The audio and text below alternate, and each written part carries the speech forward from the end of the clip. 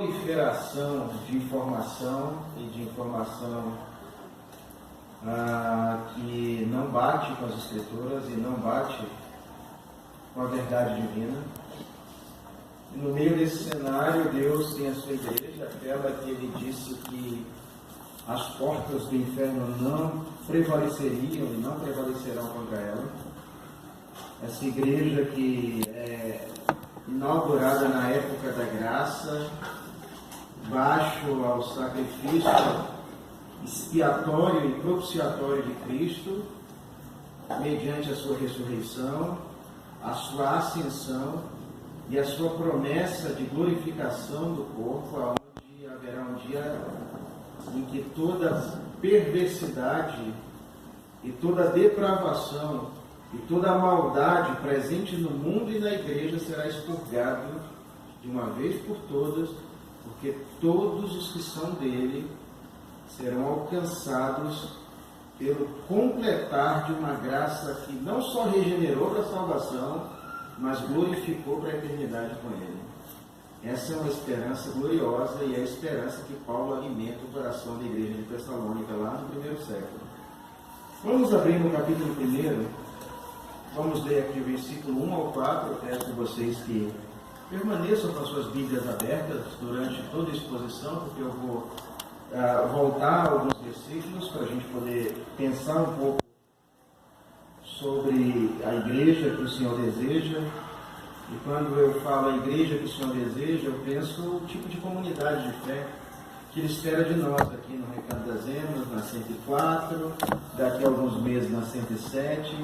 Nós que estamos aqui, Igreja Batista Bíblica das Nações, nós que somos igreja além do templo, nós que somos igreja em nossos lares, trabalhos, sociedade, nós que somos igreja no meio dessa tempestade de ideia, de perversidade, de ideologia, de pluralismo religioso, ideológico, filosófico, nós somos essa igreja que temos que ser a luz que está acima do alqueire, que está no lugar alto para brilhar a luz de Jesus e para ser sal na terra. Versículo 1 em diante diz assim o apóstolo dos gentios: Paulo, Silvano e Timóteo, a igreja dos Tessalonicenses, em Deus Pai e no Senhor Jesus Cristo, graça e paz a vós outros. Damos sempre graças a Deus por todos vós, mencionando-vos em nossas orações e sem cessar, recordando-nos diante do nosso Deus, Pai, da operosidade da vossa fé, da abnegação do vosso amor e da firmeza da vossa esperança em nosso Senhor Jesus Cristo, reconhecendo, irmãos amados de Deus, a vossa eleição. Oremos. Senhor, nós te damos graças nessa noite. Te damos graças porque na igreja invisível estão os eleitos. Esses foram escolhidos por Ti antes da fundação do mundo para serem santos e irrepreensíveis no Senhor. Mas na igreja visível existe os eleitos e existe aqueles que serão reprovados. Existe o joio e o trigo. Existe, ó Deus, aquele que é sal e aquele que não serve para salgar e que deve ser jogado, ó Deus, na terra para ser pisado pelos homens. É o que a Tua palavra diz. Não há meio termo, é a verdade bíblica, e nós sabemos que na igreja visível, a igreja invisível está inserida, está presente.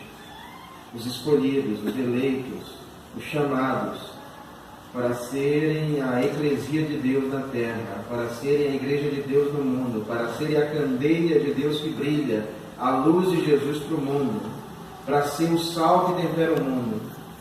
Senhor, nos dá a graça e nos dá a viva esperança em Cristo, de recebermos a Tua palavra com entusiasmo, com alegria, com encorajamento, e que isso nutra o nosso coração verdadeiramente para sermos essa igreja que o Senhor deseja que sejamos. A igreja que brilha e que emana Jesus para o mundo. Nos ajuda nesta noite a compreender a Tua Palavra, que o Teu Espírito nos instrua em toda a verdade, através da Tua Palavra, no nome de Jesus. Queridos, há por todo o mundo, no Brasil, nos Estados Unidos, na América do Sul, na América Central, na América do Norte, na Europa, na África, por todo o mundo, igrejas que Deus não está abençoando. Comunidades de fé onde a bênção, a mão e a presença de Deus está distante. Nas nossas cidades, grandes e pequenas, temos nos deparado com igrejas completamente mortas, sem vida, totalmente indiferentes. Embora muitas dessas igrejas possuam declaração de fé até ortodoxa, fundamentalista e firme, a sua prática de vida tem desafinado com a verdade bíblica. Quando eu meditei por muitas vezes, e de ontem para hoje, geralmente eu deixo para escrever o meu sermão aos 44 do segundo tempo, geralmente no sábado para o domingo. A ideia está toda na cabeça, vou nutrindo, lendo os textos bíblicos, e aí começo a colocar aquilo que o Senhor tem partilhado comigo ao longo da semana no papel, ou ao longo dos dias, dependendo do compromisso. E aí, quando eu comecei a colocar no papel, eu comecei a pensar um pouco sobre essa verdade, eu me deparei com uma reflexão muito pontual para nós. Estamos comemorando, estamos completando 9 anos de comunidade de fé. Que tipo de igreja deseja o Senhor que sejamos? E qual a igreja Ele quer abençoar? São perguntas pontuais. Para responder esse questionamento, para responder essa pergunta, eu não tenho que ir lá nos Estados Unidos para tentar buscar a metodologia da igreja com propósitos do Rick Warren. Né? Eu não tenho que ir lá atrás do Rick Warren para buscar a metodologia da igreja com propósitos. Eu não tenho que ir atrás de nenhuma metodologia de crescimento pragmática, nenhum papa do crescimento religioso para poder me responder essas perguntas. A única fonte que devemos ir para responder essa pergunta é a palavra de Deus. Porque é na palavra de Deus que nós vamos encontrar o plano divino para que igrejas locais sejam sólidas e sejam bem-sucedidas dentro do ideal de Deus para a comunidade onde elas estão plantadas e inseridas. Eu posso pegar uma moda, eu posso pegar uma metodologia, eu posso achar que o que deu certo na região geográfica A vai dar certo na região geográfica B. Eu posso pegar a plataforma de igreja A e B e C e achar que aplicando aqui vai dar certo, mas a única resposta que eu vou obter com clareza sobre aquilo que Deus espera de nós está na palavra de Deus. E com isso a gente se depara nesse contexto pós-moderno confuso com outras igrejas que já se afastaram há muito tempo da fé bíblica. Nós temos ajuntamentos religiosos que professam a fé cristã, mas se afastaram dessa verdadeira fé cristã há muito tempo. Comunidades inteiras envolvidas e mergulhadas num pragmatismo religioso sem precedente.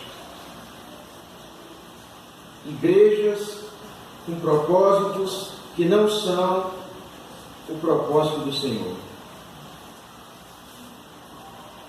Com isso, nós nos deparamos com esse texto bíblico. Nós temos a igreja de Tessalônica, e essa igreja ela vai nos ensinar essa noite a observarmos algumas características apresentadas por Deus como marcas ou como características de uma igreja que Deus deseja, ou da igreja que Deus deseja que sejamos. Nessa igreja de Tessalônica, nós vamos perceber o tipo de igreja que Deus quer e qual a finalidade, o propósito, a razão de ser dessa igreja no mundo e das pessoas que compõem essa igreja de servir ao Senhor.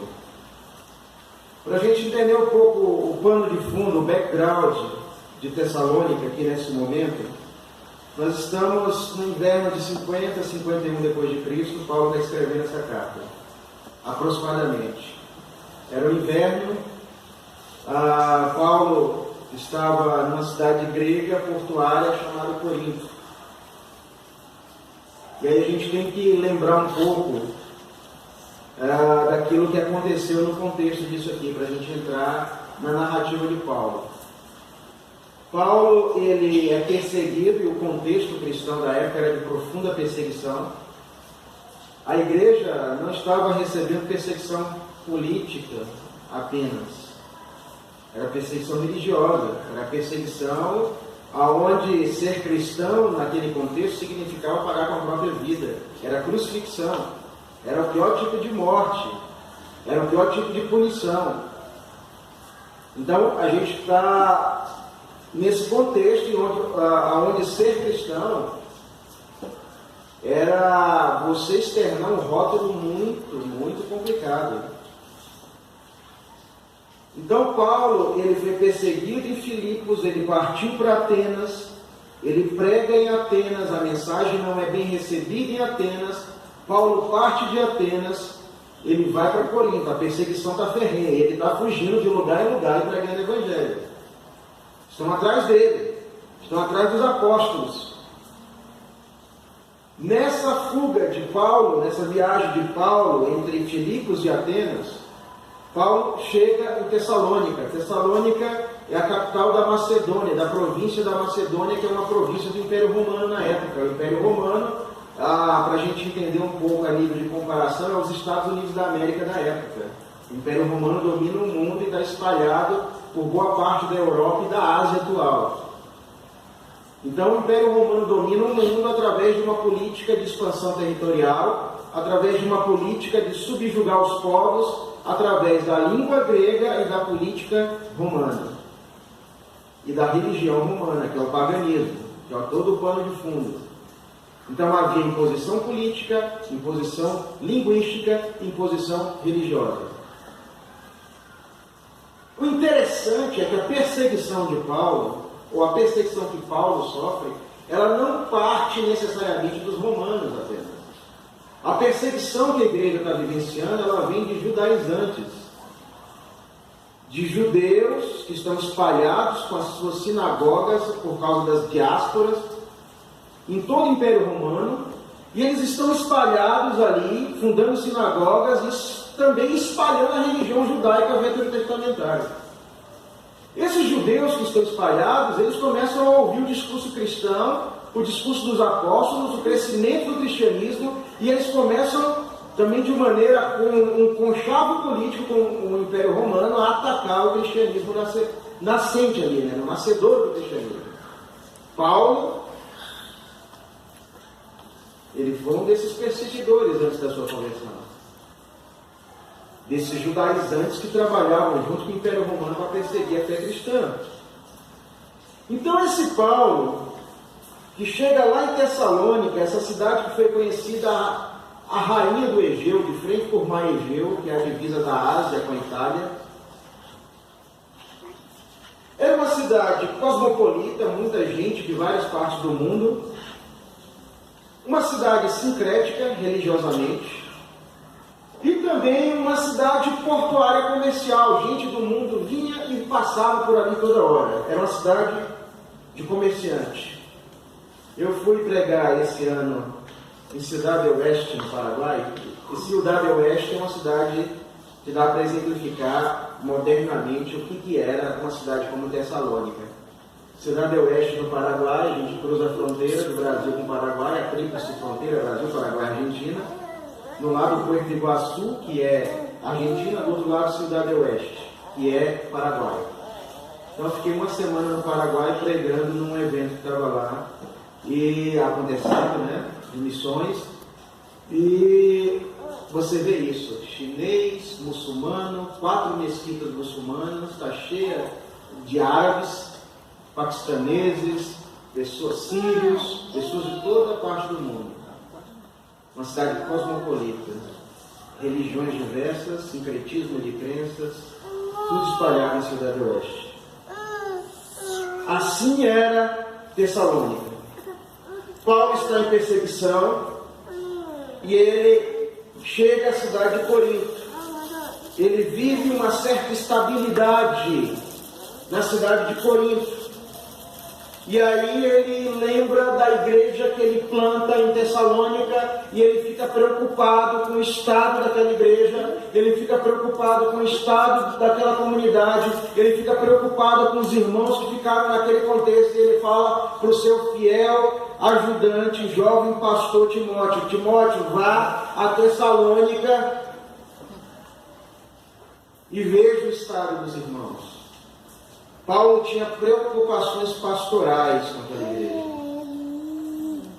Ele vai, Timóteo vai até a cidade de Tessalônica, ele é enviado por Paulo e ele manda uma circular para Paulo em Corinto de boas notícias. E ele fala: Paulo, essa igreja de Tessalônica é uma igreja com fé robusta. É uma igreja com fé bíblica, é uma igreja saudável, é uma comunidade que sofre por Jesus, é uma comunidade que ama Jesus intensamente, é uma comunidade que se santificou, é uma comunidade que eles largaram o paganismo que impregna a cidade e eles se oporam a esse paganismo de tamanha forma que o testemunho deles está revelando Cristo para Tessalônica e para outras partes do mundo. É uma igreja de fé que tem uma fé marcante. Paulo fica alegre, radiante, de saber que aquela igreja estava bem, que no meio da perseguição, aquela igreja que ele teve que deixar às pressas, por conta da perseguição, aquela igreja estava bem nutrida nos ensinamentos apostólicos, nos ensinamentos das Escrituras Sagradas. Mas Timóteo relata outra coisa que traz preocupação a Paulo. Paulo, apesar de tudo isso, essa igreja, essa congregação, ela tem uma dúvida teológica que precisa ser resolvida. E qual é a dúvida teológica que aquela congregação tinha? A dúvida teológica pairava sobre a parousia de Cristo. Paulo é considerado o maior dos apóstolos e eu acho Paulo muito inteligente. Passaram-se 2000 anos, Paulo não tinha nem metade, nem 10% da tecnologia que a gente tem hoje. Mas Paulo, ele conseguia trazer um conceito judaico, veterotestamentário, que era específico do povo judeu, o que era claro do povo judeu, e ele conseguia mostrar aquilo como uma aplicação universal para uma cultura pagã, mostrando o que Deus esperava deles. A gente cansa de perceber Paulo fazendo isso nas narrativas, nas 3 epístolas paulinas de autoria dele. Sabe o que Paulo pega para explicar para aqueles irmãos sobre a parousia? O que é parousia, pastor? É a segunda vinda de Cristo, é a doutrina da volta de Cristo, do retorno de Cristo. Paulo pega a parousia do imperador romano. O pagão não sabia de parousia, e Paulo vai lá no Antigo Testamento e ele traz a raiz desse ensinamento. E qual é a raiz desse ensinamento? Que está lá no Antigo Testamento, o dia do Senhor. Todas as vezes que a gente passa pela narrativa do Antigo Testamento sobre o dia, a época da glorificação, em que as nações se congregarão diante de Israel, em que o povo de Deus será congregado, aquele povo que está disperso pelas punições, ou pelos juízos, ou pelas diásporas, o povo que está espalhado pela face da terra ao longo dos séculos, o povo será congregado diante de Deus. Homens de línguas, tribos e nações de toda a terra estarão congregados diante daquele que é Rei dos Reis e Senhor dos Senhores. E Paulo aqui, ele está desconstruindo mais uma vez, usando uma metáfora romana, ele está desconstruindo mais uma vez a autoridade do imperador, do César de Roma. Sabe por quê? Quando o imperador chegava em Tessalônica ou em qualquer cidade do Império Romano, havia ali um trompete, um clarim, trombetas para o imperador. O imperador chegou, as pessoas saíam correndo com alegria para receber o César, o imperador de Roma. Aí Paulo, para explicar para os pagãos, ele fala: olha, existe não seja ignorante em relação àqueles que dormem. Lá na frente ele vai falar sobre isso. Não seja ignorante em relação à volta do Senhor. Ele voltará, mas quem vai fazer aquele cortejo para ele não vai ser pessoas apenas. Vai ter um cortejo de anjos celestiais tocando trombetas, e o Rei dos Reis e Senhor dos Senhores voltará para buscar os seus eleitos. E a igreja do Senhor na terra, ela marcha com a firme esperança e com a viva esperança de que esse dia não é ficção, não é conto hollywoodiano, não é conto de faz de conta, mas de que isso é a viva esperança da igreja desde o primeiro século. A igreja do primeiro século, a igreja de Tessalônica, ela tinha dúvidas, porque ela tinha a firme expectativa de que Cristo, de que a parousia, do que a vinda do Senhor, o dia do Senhor, era algo que era pontual para aquela geração, e eles tinham como expectativa para aquela geração. Então aquela comunidade ansiava por esse dia do Senhor. Paulo desconstrói a parousia do imperador e fala: virá a parousia do Senhor. Não seja ignorante, porque vai assim que vai acontecer. O cortejo será de anjos, que soarão a trombeta. E se cumprirá aquilo que o salmista diz lá no salmo do profetismo judaico, veterotestamentário, do salmo messiânico, lá 24. Levantai as vossas cabeças, ó portais eternos, para que entre o Rei da Glória, o Senhor dos Exércitos, poderoso, valente, majestoso. O Senhor é o Rei da Glória. A igreja caminha por essa esperança. Com isso, eu recordo do mundo que a gente está vivendo hoje. Qual é a expectativa das pessoas hoje? A expectativa das pessoas de hoje passam por aquilo que elas desejam viver aqui e agora. Nós vamos ver uma série de características que a igreja de Tessalônica tinha, e que eu entendo que Deus deseja que a sua igreja tenha essas características pela palavra de Deus. Mas sabe o que acontece, queridos? Eu tenho aconselhado, eu tenho encorajado, eu tenho falado com pessoas, eu tenho partilhado a Bíblia com pessoas, e tenho visto pessoas perdidas dentro da igreja, tal quais as que estão lá fora. Aquela história do filho pródigo, de um filho perdido fora e de um filho perdido dentro da casa do pai, é uma história, é uma metáfora para os nossos dias. Tem gente perdida fora, mas tem gente perdida dentro da casa do Pai. Essa metáfora é presente, ela é real, ela é vívida, ela é experimental. Hoje eu recebi uma irmã amada em casa que me ligou angustiada essa semana, com dúvidas profundas sobre a fé e sobre como se comportar no meio dessa tempestade de ideologias e de maldade e de injustiça que ela vê nos nossos dias. Principalmente porque o que norteia o pensamento de fé dela, o que norteia o estilo de vida dela, infelizmente, é a ideologia marxista política que está presente como doutrinação ideológica por trás do pano de fundo da nossa cultura. O guri que entra na UNB e deixa de ser crente, que entra nas universidades e deixa de ser cristão. Porque o ataque contra o cristianismo no meio acadêmico é um ataque pontual nos dias de hoje.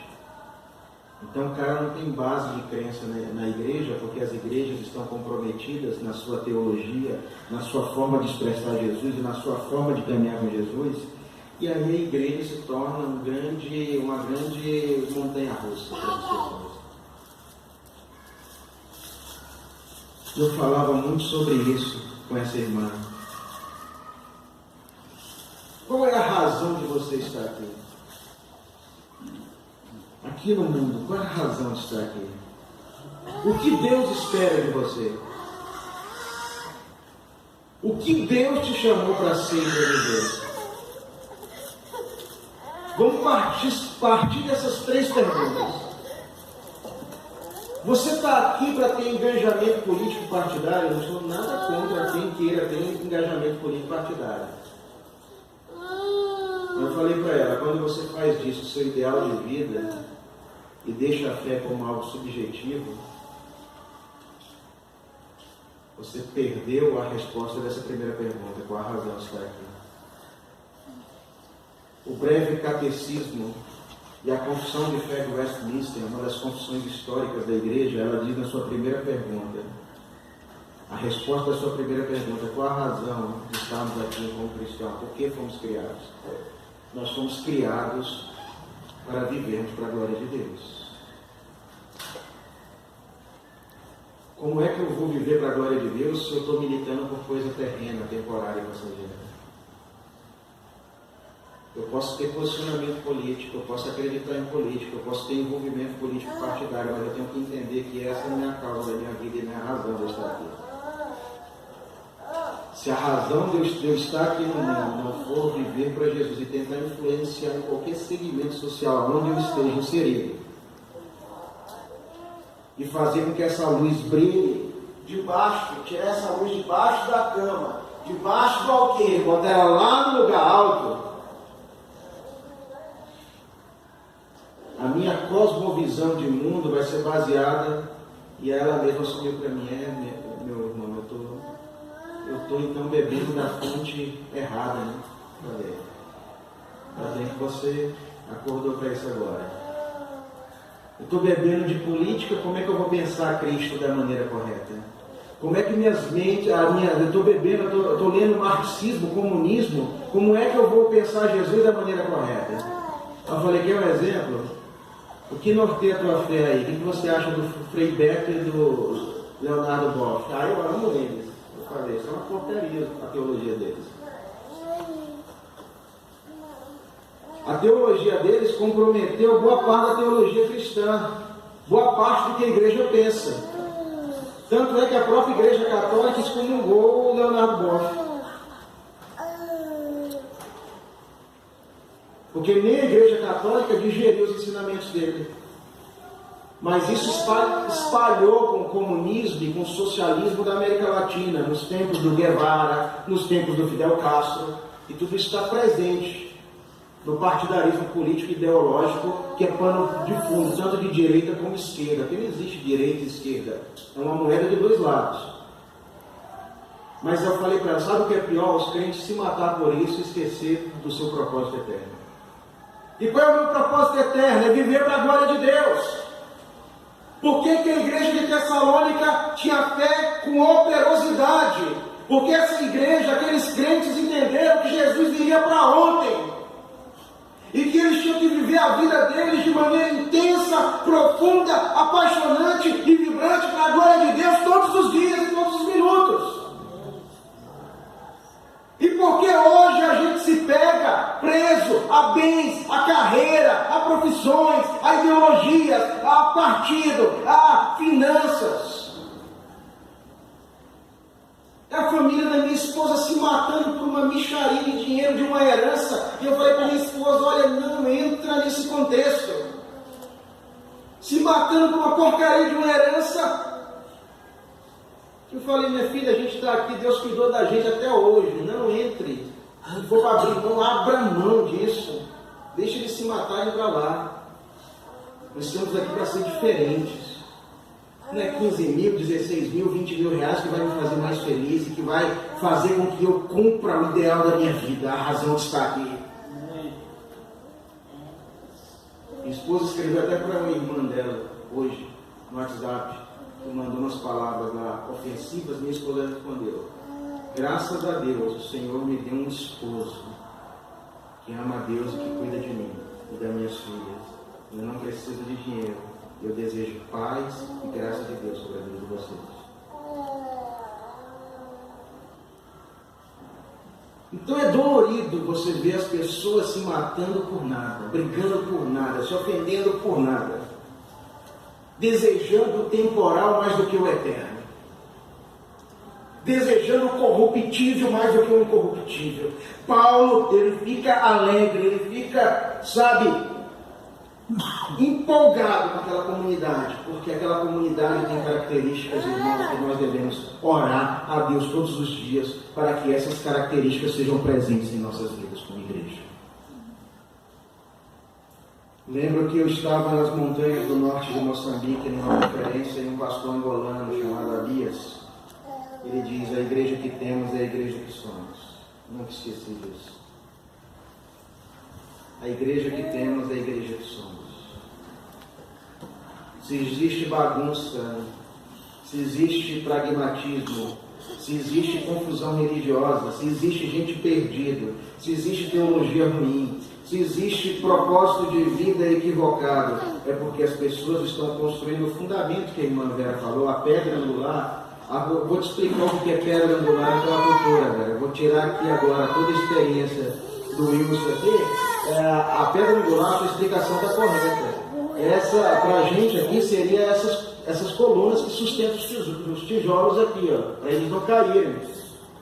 Mas a pedra angular, na cultura daquela época, no contexto de arquitetura daquela época, naquele tipo de construção que não tinha telhado, a maior parte delas, não tinha telhado, em muitos dos anfiteatros gregos, romanos, que eram construídos naquela época, era um encaixe de pedra maciça que sustentava em cima da coluna, na parte superior em cima, e que ela fazia uma acoplagem entre os tijolos, que eram bem grandes, maior do que aquele lá da obra, e mais pesado do que aqueles. Fazia essa acoplagem, era uma pedra de esquina, uma pedra principal, uma pedra de encaixe. Por que as pessoas não estão firmadas nessa pedra de encaixe? Porque o seu fundamento, porque o seu alicerce é ferro da China hoje. Por que o engenheiro falou para a gente: não compra o ferro da China não, compra lá o outro lá, Votorantim, GG50, né? Compra lá o outro. Não compra da China não, que vem no navio, já vem comprometido, vem já corroendo lá para a maresia do mar. Daqui a 10 anos cai a igreja, Deus do livre, né? Cai a igreja, quando fizer isso, o engenheiro falando para a gente. Então essa metáfora toda é em cima disso.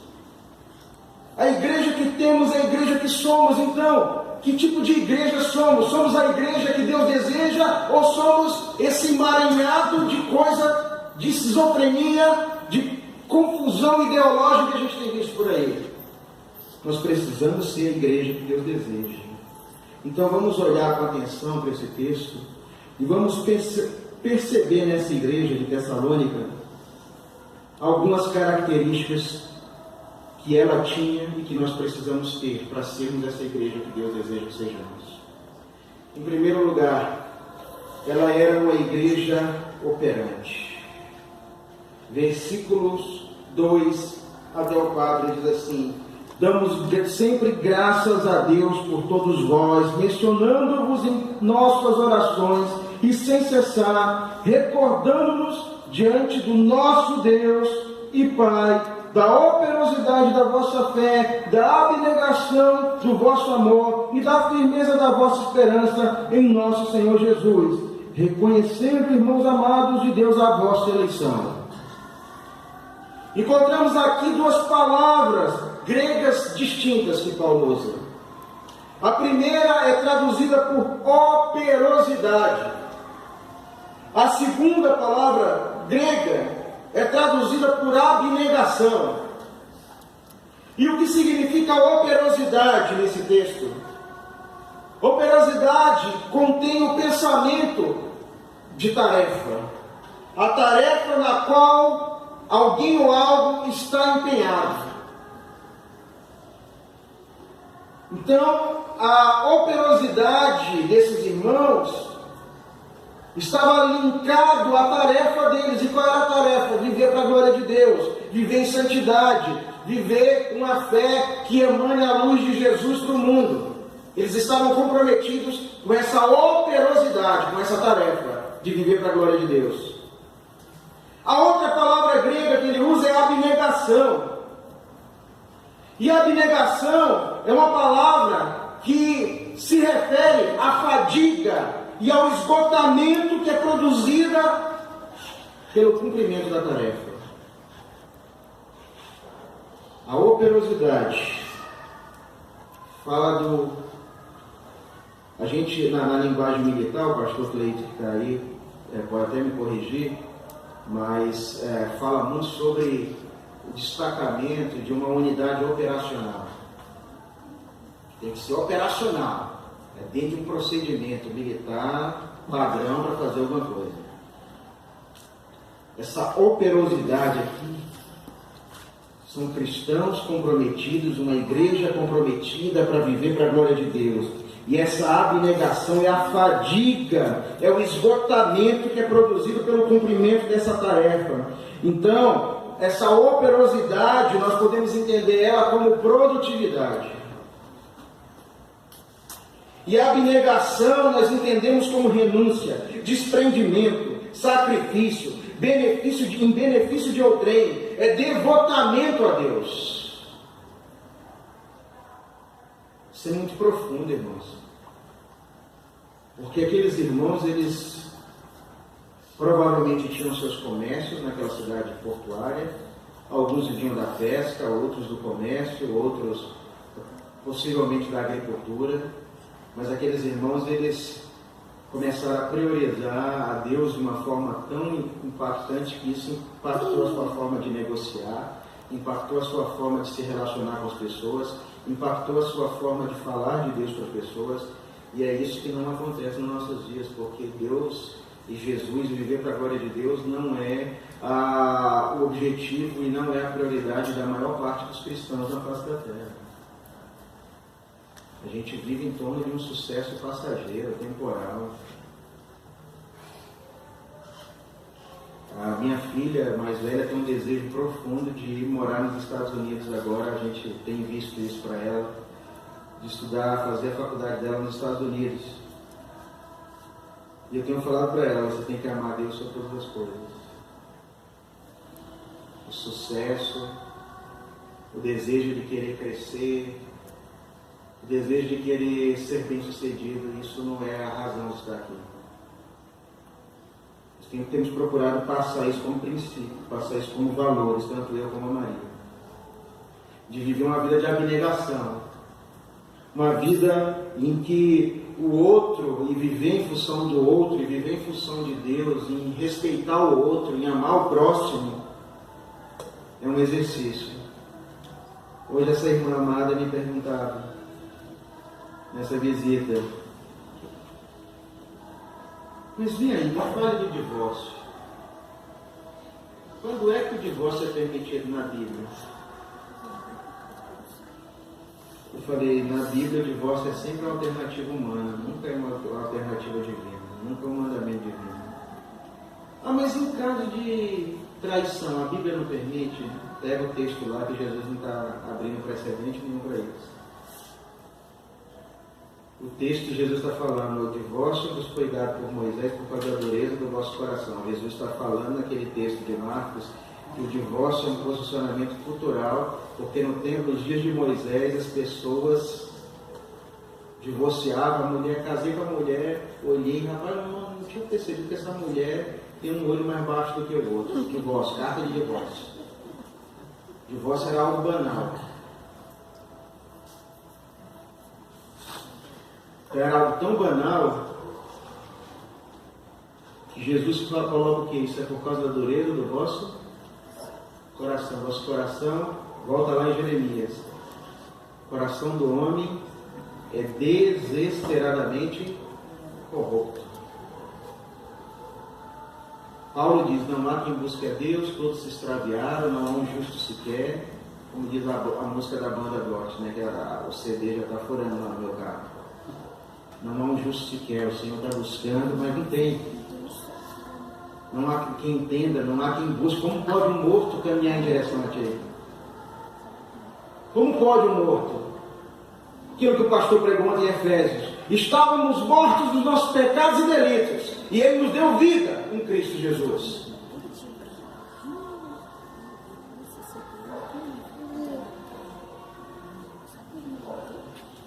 Queridos, o motivo pelo qual muito pouco é realizado para o Senhor Jesus é que muitos dos crentes não são operantes e nem abnegados na sua fé. Eu concluí para aquela irmã falando o seguinte, lá em Malaquias diz que Deus odeia o divórcio.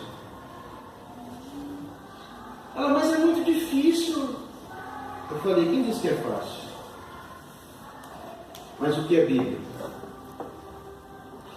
Mas qual é a solução? Ela citou o exemplo de alguém que foi traído. Era perdoar? Mas é difícil, foi mais de uma vez.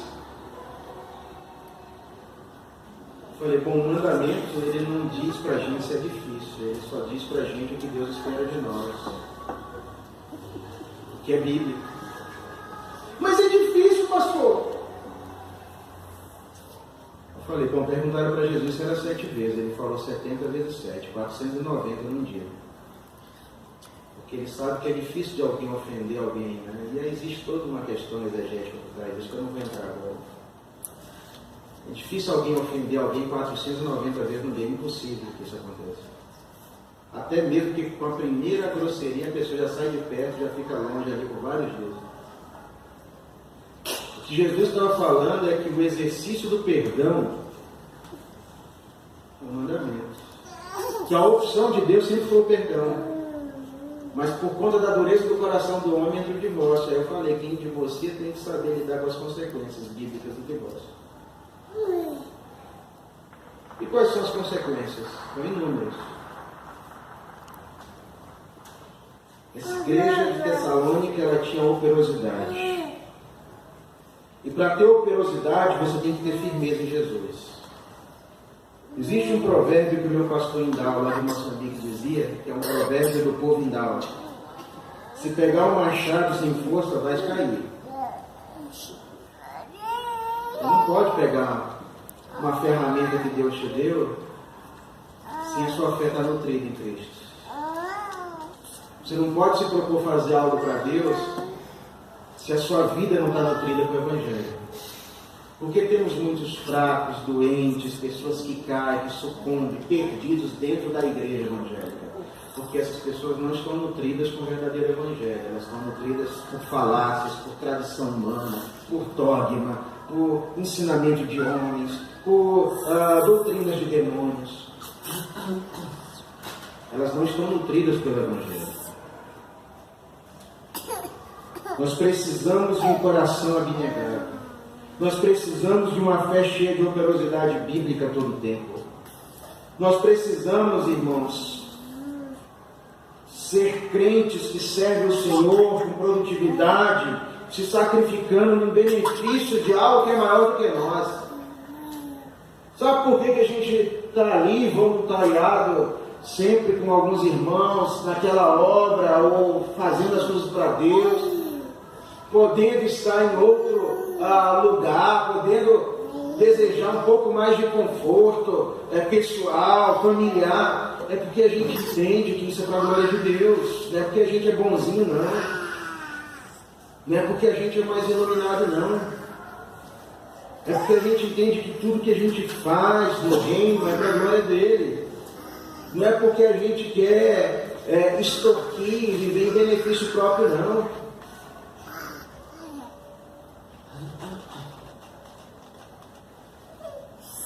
Os crentes que não se sacrificam, os crentes que não vivem em benefício de outro e de algo maior, são deficientes em amor, são frios de coração, são apáticos, são desinteressados em relação às coisas de Deus. Eles precisam revigorar a sua fé, eles precisam ser estimulados por Cristo, pela palavra, pelo Evangelho, eles precisam voltar ao primeiro amor.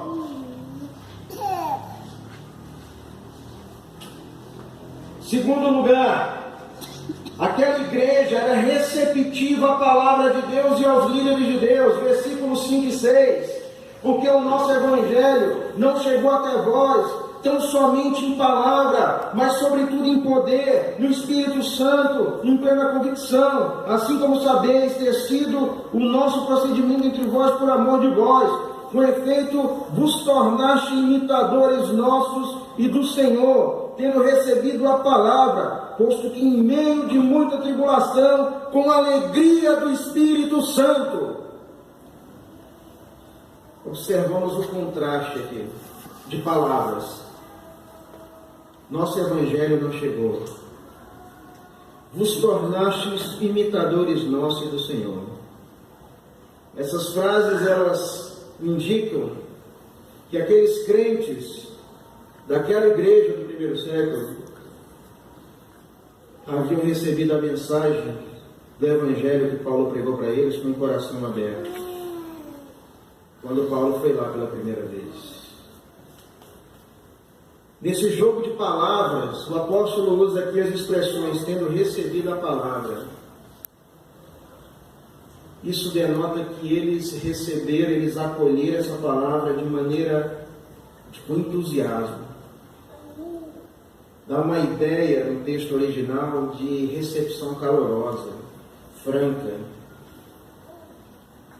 O problema de hoje é que algumas pessoas recebem a palavra de Deus domingo após domingo, mas não dão menor atenção à palavra de Deus no seu dia a dia.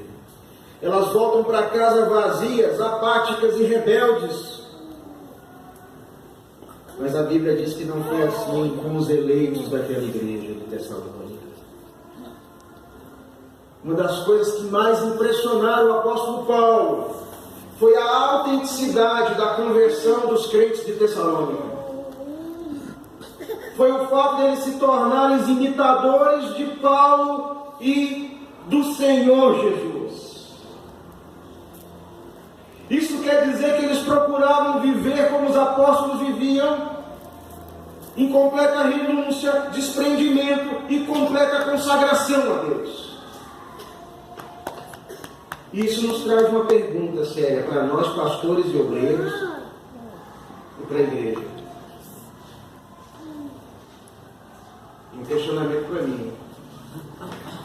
Minha vida tem sido inspiração para que outras pessoas amem a Deus e queiram seguir Jesus.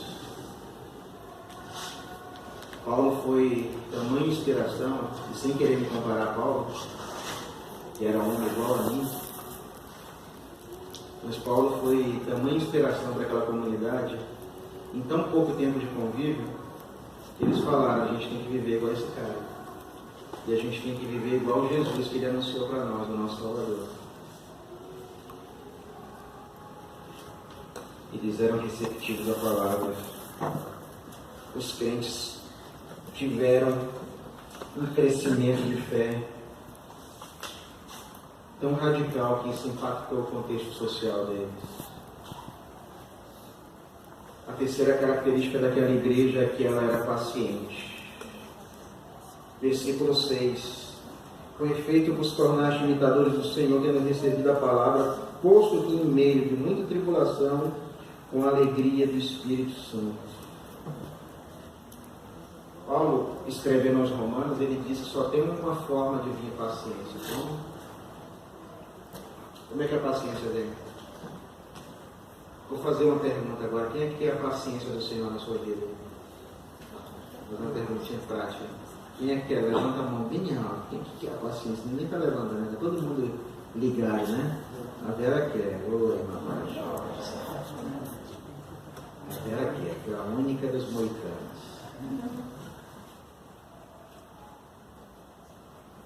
Paulo diz que a única forma de vir paciência, ou a forma mais eficaz de vir paciência, é com tribulação.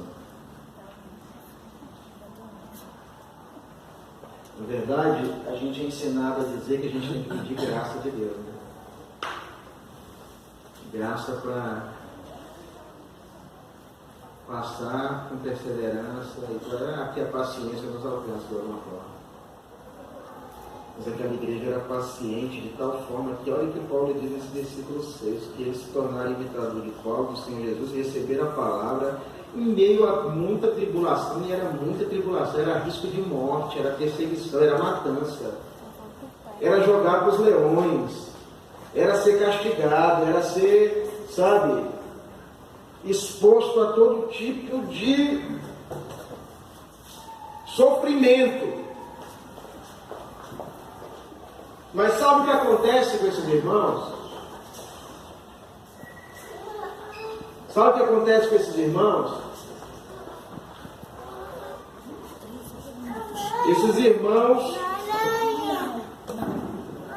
eles vivem em meio a um contexto de perseguição, de matança, onde era difícil externar sua fé, mas eles vivem com uma alegria paciente.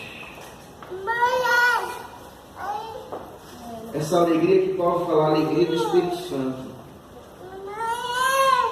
E esses irmãos se tornam exemplos, modelo. Sabe o que significa isso, queridos? Significa que para viver esse tipo de paciência, para viver esse tipo de alegria do Espírito Santo, eu tenho que ter um contentamento, eu tenho que ter uma satisfação em Deus, que ela sobrepõe, que ela transcende os desejos transitórios, pérfidos e caídos que o meu coração ambiciona nesse mundo temporal e subvertido. Eu falava hoje para essa querida irmã, ela disse assim, por que você não vai embora do Brasil? O Brasil está tão difícil, o Brasil está tão complicado, por que você não vai embora? Você tem esses contatos aí e tal, por que você não vai embora do Brasil? Eu falei, existe um lugar que eu gostaria de estar hoje, no meu coração. Esse lugar seria a África. A minha esposa não queria ir antes. Hoje ela pergunta para mim, quando é que a gente vai voltar lá? As coisas mudam, mas eu tenho aprendido a falar e a pensar e a caminhar com o seguinte pensamento, conforme eu desejo. Eu tenho que caminhar com a convicção e com a compreensão daquilo que Deus quer e deseja para a minha vida. E se eu estou aqui, eu tenho que viver a verdade do que Paulo diz, todas as coisas cooperam para o bem daqueles que amam a Deus. Se eu estou aqui é porque Deus quer que eu esteja aqui. E eu vou servir com alegria, seja aqui, seja lá, seja aonde eu gostaria de estar, seja onde eu não gostaria de estar. Eu tenho que servir com a mesma alegria, com a mesma satisfação e com a mesma devoção, com o mesmo amor. Quando eu estou naquela obra lá, ajudando o irmão Wilson, muitas vezes no sofrimento do sol, do peso. O cara chega em casa e vai tomar 3 comprimidos para poder dormir. Uma overdose lá, né, Luiz? De comprimidos. Um Davi, né? Contando caos, ouvindo histórias dos irmãos. Mas existe satisfação e alegria de poder servir ao Senhor ali. Saber que a gente está fazendo para a glória dele. Que o legado é dele. Independente de onde o seu coração deseja estar, você tem que ter a convicção de que você está exatamente onde Deus quer que você esteja. Que todas as coisas cooperam para o bem daqueles que amam a Deus. Aquela igreja era uma igreja exemplar, versículo 7. De sorte que vos tornaste um modelo para todos os crentes na Macedônia e na Acácia. Paulo declara claramente que aquela igreja se tornara modelo para todos os crentes. A cidade de Tessalônica era uma cidade que estava numa encruzilhada geográfica. A igreja lá era conhecida e o relatório era vibrante do testemunho daqueles crentes espalhados pelo mundo romano. Outras igrejas foram moldadas por ela. E a grande pergunta é: a nossa igreja local tem tido um testemunho vibrante ao ponto de outras pessoas reconhecerem a operosidade da nossa fé em Cristo Jesus? Esse é o nosso desafio diário. Como o pastor falou ontem, tem 500 igrejas evangélicas. Eu ouvi um relato, uma estatística de que tem 600 igrejas evangélicas no Recanto das Emas. Não é por falta de igreja que esse lugar é assombrado pelos índices sociais, é pela falta de relevância. Igreja tem demais, mas o que não tem é relevância cristã. Não tem a quantidade de crente que tem aqui nessa cidade é exorbitante, mas tem uma quantidade exorbitante de crente perdido na fé, perdido na sua concepção sobre Deus e sobre o Evangelho. E isso precisa mudar. Essa igreja, ela precisa ser muito mais do que um aglomerado de pessoas. Nós precisamos ser muito mais do que um rótulo na cidade, do que uma igreja problema, perdida teologicamente, perdida doutrinariamente, perdida no nutrir da sua caminhada.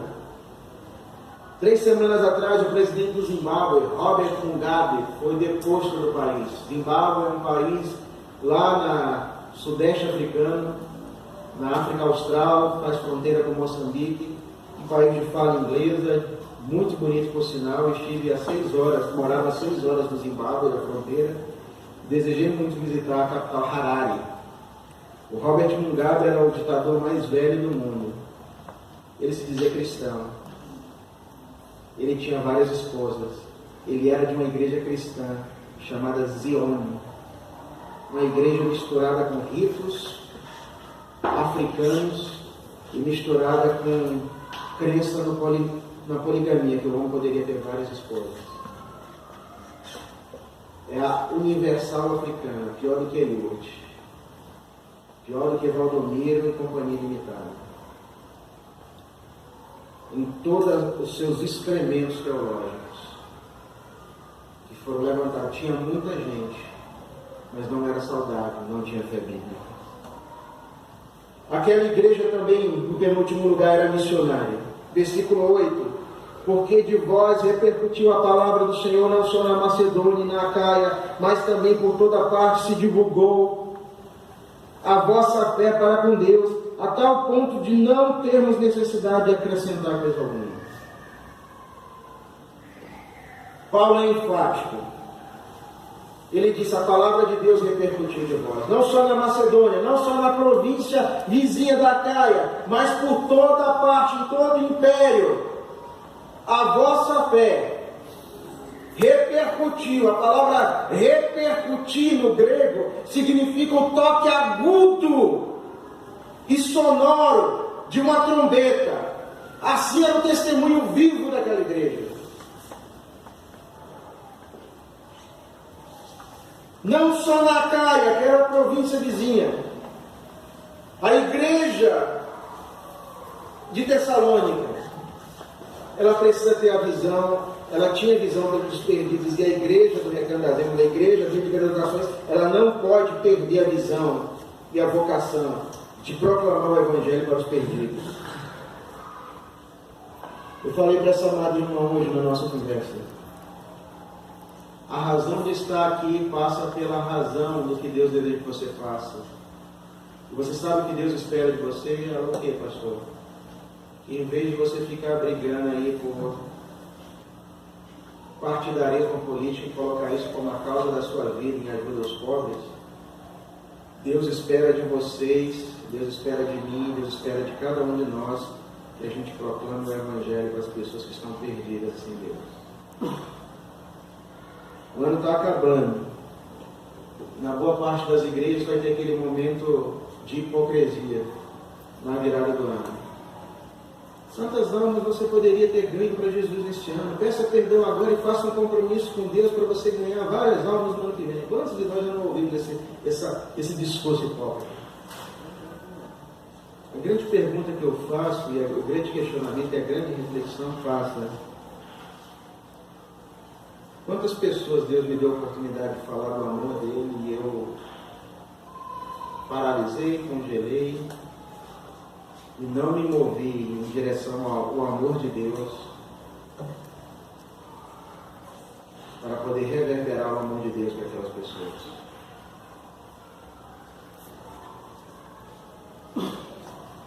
Não adianta chegar no final do ano e vestir branco para entrar mais leve. Não adianta fazer voto, campanha, projetando, conquistando, destronando e todos os modismos que as igrejas fazem por aí. O compromisso que eu tenho que ter não é para um ano novo. O compromisso que eu tenho que ter com Cristo é para a vida inteira. E se esse compromisso não for para a vida inteira, o que eu estou fazendo aqui é apenas representar um personagem para agradar pessoas e não a Deus. Se eu estou na igreja por causa do pastor, a razão de estar na igreja é muito pequena. Se eu estou na igreja por causa do irmão que eu gosto, preocupado no que ele pode pensar ao meu respeito, a razão de estar na igreja é muito pequena. Mas se eu estou na igreja para viver para a glória de Deus e entendo que viver para a glória de Deus é ser igreja em comunidade, de maneira plural e reverberar a glória de Jesus para o mundo, eu vou ser essa igreja operante, vibrante, essa igreja que vai ter uma fé que é esse toque da trombeta, aguda e sonora. Mas uma igreja que não tem visão pelos perdidos, uma igreja que não tem visão em proclamar o amor de Jesus, a graça de Jesus, o perdão de Jesus, o arrependimento de Jesus, ela é uma igreja fria, sem entusiasmo, sem operosidade, sem abnegação, e ela é muito pobre, apesar de existir igrejas cheias de patrimônio material, mas pobre. Uma igreja de Laodiceia, rica, mas pobre.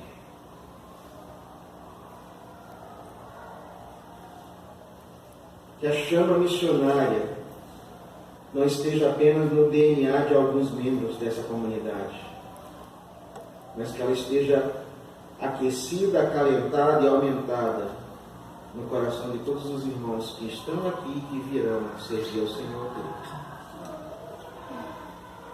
Em último lugar, eu sei que meu tempo já estourou. Andar com humilde é assim, né? Ela gosta de falar, né? Última característica que eu vejo nessa igreja de Tessalônica. Ela era também uma igreja separada, versículo 9 e 10.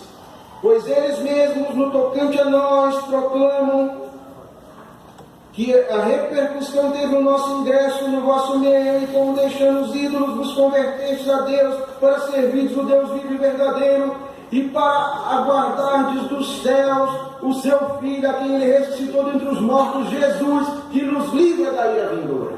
Glória a Deus. Paulo, ele emprega uma palavra muito adequada para descrever o impacto do Evangelho sobre os crentes de Tessalônica, que haviam se convertido a Jesus. Ele usa o verbo deixando os ídolos. Ele usa o verbo vos converterdes. Conversão, deixando, converter. Para servirdes, deixardes ou deixando, converterdes e servirdes. o Deus vivo e verdadeiro. Aquela igreja passou a ser separada do pecado, do paganismo, dos ídolos, da sua velha maneira de ser, separada, santa. Irmãos, tem muita gente convencida de que é cristã, mas não se converteu a Jesus, que é Jesus o Salvador, mas não aceita o senhorio de Jesus. Não nasceu de novo. Vocês lembram lá de João 3, mestre Nicodemos? O que Jesus fala? Necessário é nascer de novo. Paulo, ele instruiu aquela comunidade na maravilhosa doutrina da volta do Senhor Jesus, a qual era muito mais que um simples parágrafo em uma declaração doutrinária. Era uma vida de esperança, era a motivação das vidas daqueles irmãos. Esse Maranata, ora vem Senhor Jesus, deve ser muito mais do que um mantra, do que um rótulo, do que uma palavra de encorajamento, um grito de guerra da igreja. Não, é uma firme expectativa de que a nossa fé não está alicerçada numa casa, ela está alicerçada numa viva esperança que é Jesus. Martinho Lutero dizia no século XVI: eu sou cativo da palavra de Deus, não posso fazer outra coisa, aqui eu permaneço. O nosso DNA deve caminhar com isso. A igreja de Tessalônica amou a palavra de Deus, a igreja de Tessalônica recebeu com alegria, a igreja de Tessalônica se deixou guiar pela palavra de Deus. E com isso nós temos a descrição divina de uma igreja espiritual, de uma igreja evangelística, de uma igreja que honrava ao Senhor Jesus. Uma igreja que serve de prova que nós, enquanto igreja local, podemos também viver de tal forma para a glória de Deus. Vamos ficar em pé e vamos orar ao Senhor.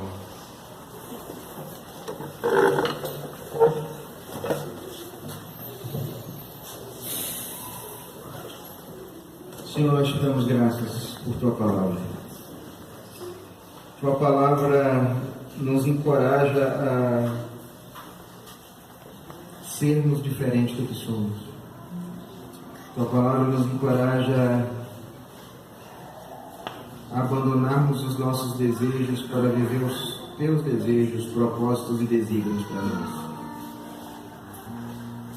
Senhor, nos ajuda para que ao longo dos anos o compromisso que temos com Jesus ele seja crescente, fervoroso, cristalino, vívido, operante, e que nós, enquanto comunidade, enquanto igreja, sejamos uma igreja de pessoas abnegadas,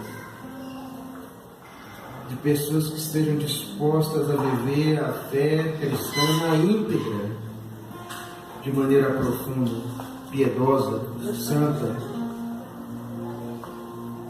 Senhor, sei que temos dificuldades, sei que somos imperfeitos, assim como aqueles irmãos de Tessalônica eram, mas eu sei que o mesmo Espírito Santo que operou neles, capacitando eles para viver, ó Deus, uma fé que rendeu bom testemunho para aquele contexto, que revelou Jesus para aquele mundo, que o mesmo Espírito gera em nós, Deus, a capacidade de termos um testemunho autêntico, que revele Jesus para essa cidade, que revele Jesus para a comunidade, para a quadra onde estamos inseridos, e que num tempo próximo, Deus, possamos estar ali reunidos naquele lugar que estamos construindo e que estamos dedicando, Deus, para o serviço ao Senhor, para nos congregarmos e adorarmos o Teu nome, Deus, e para também servir a comunidade que o Senhor tem colocado ao nosso redor. Nos ajuda, Deus, a termos uma fé vibrante e que reverbera Cristo no mundo. É o que oramos nessa noite no nome de Jesus.